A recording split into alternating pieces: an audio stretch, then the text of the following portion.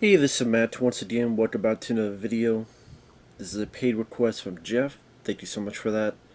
And for those interested in requesting any type of videos or topics, reviews, you can send it either directly to my PayPal or join my Patreon. Both links are down below in the info box. And I don't know I guess maybe he's the guy who made this film. And I think he's the same one that made the Wet Ones, which, I mean, if he's watching, I hate to say it, it is one of the worst films I've ever seen in my life. I'm sorry for being blunt about it, because there's a 2.5 hour movie, like over 2.5 to 3 hours of just dolls moving about and kind of just a plot that was whatever, and very overextended YouTube video with Lisa Wilcox and Andy Dick having cameos. Maybe they were bought on Cameo, maybe, I don't know.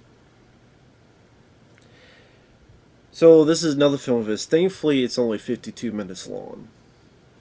So I'll give you that. At least it's only 52 minutes long. It's shot... It has the quality of a shot on video film back in the day. So maybe if people who were into that stuff, Cannibal Camp Out, maybe they would be into this. Or really weird, quirky movies.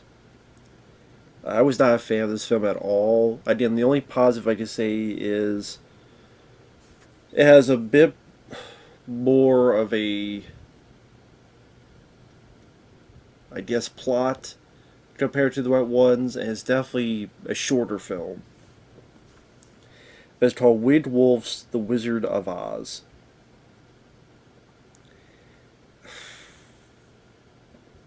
Okay, it's shot very cheap. It's an independent feature. I do get that. But it's just sort of... I thought it was a guy at first with no eyes and yellow yarn hair, but you find out that's Dorothy. And pretty much we see what led up to that. Where Dorothy is wandering the woods. She has yellow yarn hair. Clothes look like from the circus. She's very sad. She's crying. She wants to punish herself, so she'll stop and put rocks in her shoes and keep saying, "Burn it away." She wanders the woods. At one point, she finds bubble gum or plays with toys of the Tin Man and the Cowardly Lion. And you get like these seemingly random images that feel like they don't serve much purpose. Toto is a guy dressed up with a little bit of stuff on their head. And apparently he's a mean puppy, but also Dorothy's husband. And he's roughing it up with his chest shorn. Chest, I don't know. I don't know how to explain this. Like, his chest is showing. He's wearing some stuff to look a little bit like a dog. He goes rough and arf a lot. And one of the things is, number one, he has plans for his ex-wife Dorothy, and number two, I'm the bad dog in the woods and play mind games with people. But if you want to know what kind of film this is, there's a line where he goes, "She made a poo-poo in my pee-pee cup and I told her she was out of order."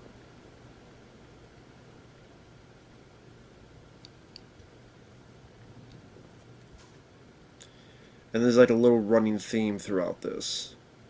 And even at 52 minutes, it felt like forever. It really did. But just to be perfectly honest, as shallow as it is, for the most part, I don't like watching cheapo productions. Like, I can appreciate a film like Clerks being cheap, but it has well written dialogue or ambition maybe on a film. Here, it just kind of random people go out in the woods try and do their own version of Wizard of Oz with fairly so-so acting, lame dialogue. Again, that line I talked about, the poo-poo and the pee-pee type, like, give me a fucking break. I'm sitting here going, I can't believe I'm watching this.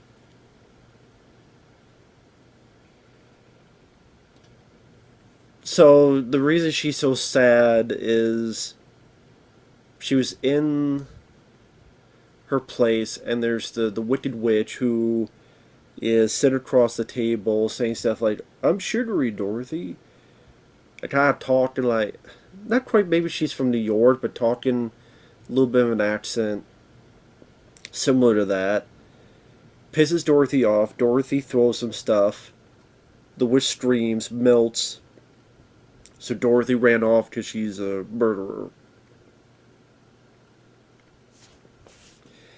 And it's trying very hard to be a cult film with the way the film looks, with this idea of shot on video type of quality, with how it'll cut to like these random shots of people talking and trying to be quirky and trying to have camera shots going like this and flowing over TV guides and Blockbuster video rental cases.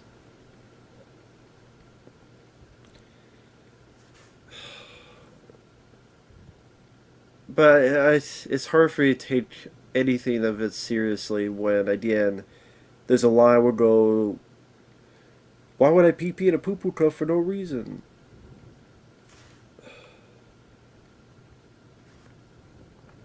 Or there's a song someone sings that the lyrics are, let's go to the mall and catch some fights, look upstairs so hard your dick will fucking hurt. That's a line in a song in this movie. Look up skirts. I can't even talk. Look up skirts so hard your dick will fucking hurt. Well, definitely, I didn't get hard and my dick didn't fucking hurt in this movie.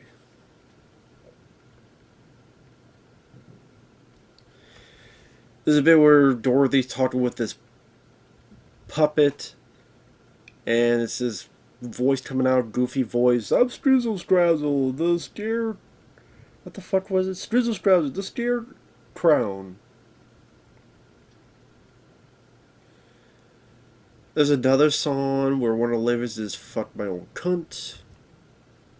Like, this is the kind of movie it is. Not my cup of tea. People dress up like the Tin Man and Cowardly Lion have Dorothy in a room, having a spaghetti party, and Dorothy hates spaghetti. So there's such a film this year that has bullshit with spaghetti. The Flash and this movie. But I mean, do I even call it a movie? It's 52 minutes long. This seems like something that would just be on YouTube. Okay, someone took the time to film something. Did actors, did costumes, but just the script, the story, what was... I don't know what this appeals to, who this appeals to. I just don't. I guess I'm not the audience for it. Because it's not scary, it's not... I didn't think it was funny. I didn't think it was creepy.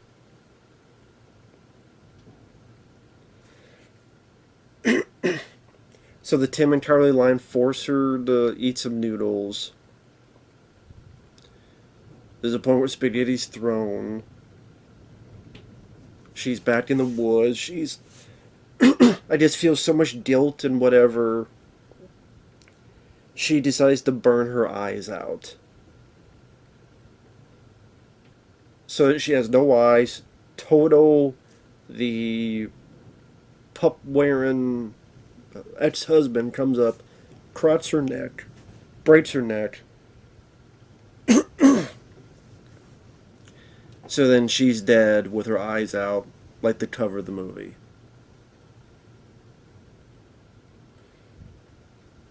And that's kind of the end of the movie, but then, yeah, it's kind of this extra footage about missing people, that some of it looked like shot at a convention, and the guy has like a little box, hand-drawn, written on missing people. is, oh my god, they've all been finger raped. All I noticed was he had a tanny orange box shirt on.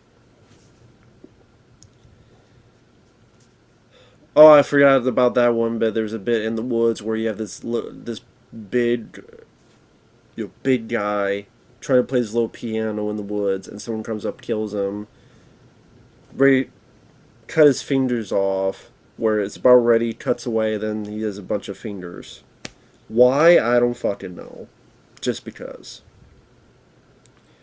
Just a lot of the stuff, there's no rhyme or reason, there's not much of a story.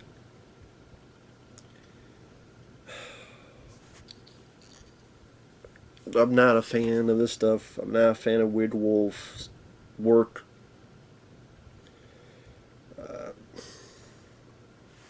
I'm sorry to the guy. Congrats on making a film. I hope people enjoy it. It ain't for me. It's not for me. I'm putting that lightly.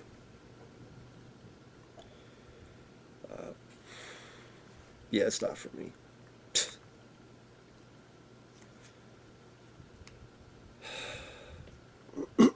Especially for something that is being charged to people for like $4. Because I don't think it's worth $4. Because I see YouTube videos for free.